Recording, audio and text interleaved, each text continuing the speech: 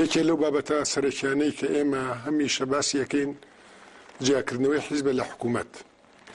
بێگومان ئەمە بە معنایەوە نییە کە ئێمە دژی حیزب و حیزبایەتین، بەڵکو بە پێچەوانەوە ئێمە پێمان وایە هەبوونی حیزب و ململانەی حیزبی کۆڵەکەی سەرەکی ژیانی دیموکراتیە. لە جیهانی سیاسی ئەمڕۆدا بوونی حیزبەکان یەکێکە لە پێداویستە سەرەکیەکانی هەموو ڕژێمێکی سیاسی. یەکێک لە مەرجەکانی دیموکراسی بوون هەبوونی چەند حیزبێکی سیاسیە کە پێکەوە ململانەی هەڵبژاردن بکەن و ئەوەشی لە هەڵبژاردنە ئەیباتەوە یان خۆی بەتەنیا حکوومەت پێگەهێنیان بە هەوپەیمانێتی لەگەڵ حیزبی ترا وەزارەت دروستەکە. بەڵام سەرەتا و پێش هەموو شتێ ئەبێ جیاوازی لە نێوان دوو دۆخی جیاوازە بکەین کە ئەشێ حیزب لە ناوی ئاژیا بێ و کاری تیا کرد بێ، ئەویش دۆخی شۆرش و دۆخی دوای شۆڕشە. حزب لە دۆخی شۆڕشە کۆمەڵی ئەولەویەت و ئامانجی هەیە کە تەواو جیاوازە لە دۆخی دوای شۆڕش. لە دۆخی شۆڕشە کاری حزب بە شێوەیەکی سەرەکی خۆکۆکردنەوە و خۆتیارکردن و خۆڕێخستنە بۆ ڕوبەڕووبوونەوەی دوژمن و ڕزگارکردنی وڵات لە داگیرکردن و دیکتاتۆریەت.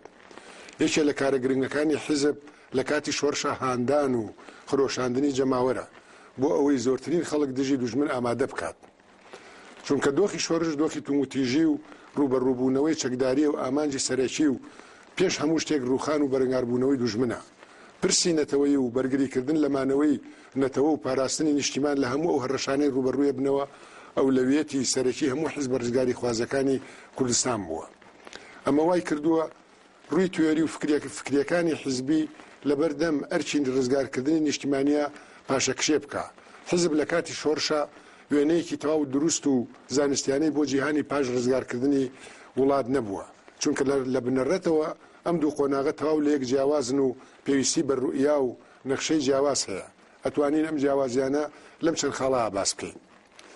یەکەم، ئەگەر حزب لە کاتی شۆڕشە پێویستی بە چەکدار و هێزی سەربازی گەورە و بچووک هەیە بۆ ئەوەی دژی دوژمن بەکاری بهێنێت، ئەوە لە دۆخی دوای شۆڕشە ئەبێت دواز لەم چەکدارکردنە بهێنێت و کار بۆ دامەزراندنی سیستەمێکی حکومڕانی سیاسی بکە کە تیایدا هێزی چەکدار سەر بە دەستگایەکی شەرعی بان حزبی بێت کە ئەویش حکوومەتە سیاسیەکەیەک لە دوای شۆڕشەوە پێک دێت.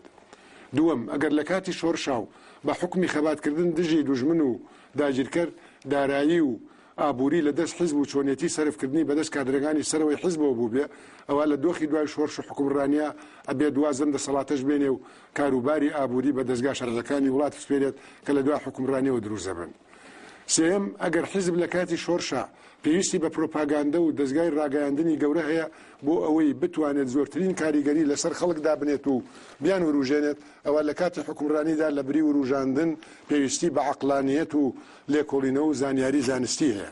ئەمەش دەستەبەر نابێت گەربەشداری لە دروستکردنی هەلومەرجێکی ئازادی نووسین و لێکۆڵینەوەدا نەکا.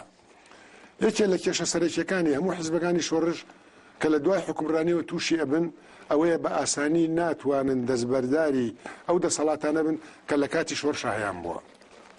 ئەمە ژوای کردووە زۆربەی حزبەکانی شۆڕش لە دوای حکومڕانیەوە هێزی سیاسی ناتەندروست و داخرا و گەندەڵیان لێ دەربچێت. وای لێ دێت حزب کە لە کاتی شۆڕشدا ئامێری گۆڕانکاری و بەڵگەی زیندوێتی کۆمەڵ بێت، لە دوای حکومڕانیەوە ئەبێتە ڕێگرێکی سەرەکی گۆڕان و دەستگایەکی هەڵاوساو. بە بڕوای ئێمە حزب لە دۆخی دوای شۆڕشە بۆ ئەوەی ئۆرگانێکی تەندروست بێت و دەورێکی کاریگەری لە کۆمەڵا هەبێ، بۆ ئەوەی حزب بەشێک بێت لە چارەسەر و خۆی نەبێت بە کێشە و ڕێگر لە بەردەم کۆمەڵا، ئەبێت چەند سفەتێکی دیاریکراوی هەبێ. بە بڕوای ئێمە حزب ئەو ڕێکخراوە سیاسیەیە کە بەپێی بەرنامەیەکی دیاریکراو هەوڵەدات زۆرینەی کۆمەلگا بە بیر و بۆچوونەکانی خۆی قەناعەت پێ بکات، ئۆرگانێکە کە لەسەر ئەوە کە کار لەسەرەوە کات خەڵک بگەێنێتە ئەو بڕوایی کە ئەتوانێت بە جێبەجێکردنی ئەم بەرنمەیە ژیانی باشتر، ئازادی زیاتر، دادپەروەری گەورەتریان بۆ دابین بکات. هەمیشە حزب بەشێکە لە چارەسەر و ئەو ڕێکخراوەیە کە پێشنیاری دیاریکراوی بۆ کێشە و گرفت و پرسە کۆمەڵایەتی و سیاسی و ئابوووریەکان هەیە، بەبێ بوونی ئەم دید و پێشنیار و بەرنمێش کە حزب وەک پرۆگرامێک پێشکەشی ئەکات ناتوانین باسی بوونی حزبێکی تەندروست بکەین. حزب وەک ڕێکخراوێکی سیاسی کە هەوڵەدات لە پاش لێکۆڵینەوەی واقعی کۆمەڵایەتی و سیاسی و ئابووری ئەو وڵاتی تایە ئەژی و لە پاژەوەی دەستنیشانی کێشە و گرفت و ئەولەوێتەکانی کات لە ڕوانگەی خۆیەوە پرۆگرامێک بۆ چارەسەرکردن و ڕیزکردنی ئەو کێشانە پێشکەش بکات. پاشانیش بە بانگەشەکردن بۆ ئەم پرۆگرامە هەوڵەدات زۆرترین خەڵک قەناعەت پێ بکات دەنگی بۆ بن. حیزب بێت ئۆرگانێک بێت کە ڕەوتی ئازادی بیر و ڕام سۆگەر بکات، نەک خۆی زۆربەی کەناڵەکانی ڕاگەیاندن بە سەرۆت و سامانی خەڵک پاوان بکات و بە چاوێکی دوژمنانەوە تەماشای هەر ڕاگەیاندنێ بکە کە لە دەرەوەی کەناڵەکانی خۆیەتی. بە بڕوای ئێمە حیزب بێت ئۆرگانێک بێت کە بە گوێگرتن و کردنەوەی کەناڵەکانی بەڕووی زۆرترین بیر و بۆچوونە هەوڵەدات بەرنامەیەکدا بڕێژێت کە وەڵامی داخوازیەکانی زۆرینەی خەڵک بداتەوە، نەک ئۆرگانێک بێت بە زۆر بیر و بۆچوونەکانی بەسەر خەڵکە بسەپێنێ. حیزب بێت ئامێری خەڵکی بێت بۆ بەدیهێنانی داخوازی و چاوەڕوانیەکانی، نەک ئامێرێک بێت بۆ تێرکردنی تەماع و ئارەزووی کەمینەیەکی بچووکی دەسەڵاتدار. کاری سەرەکی حیزب سیاستکردنە و لەم ئاستەشدا نابێت دەست بخاتە هیچ بوارێکی ترەوە جگەل لە سیاست. حیزب نابێت ببێت بە کۆمپانیایەکی سەرمایەداری کە هەوڵی پاوانکردنی بواری ئابووری بات. نابێت کارکتەرێکی ڕۆشنبیری بێت کە هەوڵ بات هەموو دەنگە ڕۆشنبیریەکان بۆ خۆی بکڕێت و بەڵکو ئەبێ ڕێ خۆش بکات بۆ ئازادی بیر و ڕاو بواری ڕۆشنبیری. حیزب نابێت دەست بخاتە ناو هەموو بوارەکانی ژیان و هەوڵی کۆنتڕۆڵکردن و پاوانکردنیان بدات. دۆخێکی لەم چەشنە دووبارەکردنەوەی تەجروبەی وڵاتانی ئەوروپای ڕۆژهەڵاتە کە سەرنجام ڕووخان. هەرچێکی تری حیزب بەرهەمهێنان و پێگەیاندنی ئەو کادرە سیاسیانەیە کە ئەبێت دەستگا سیاسیەکان بەڕێوە بات.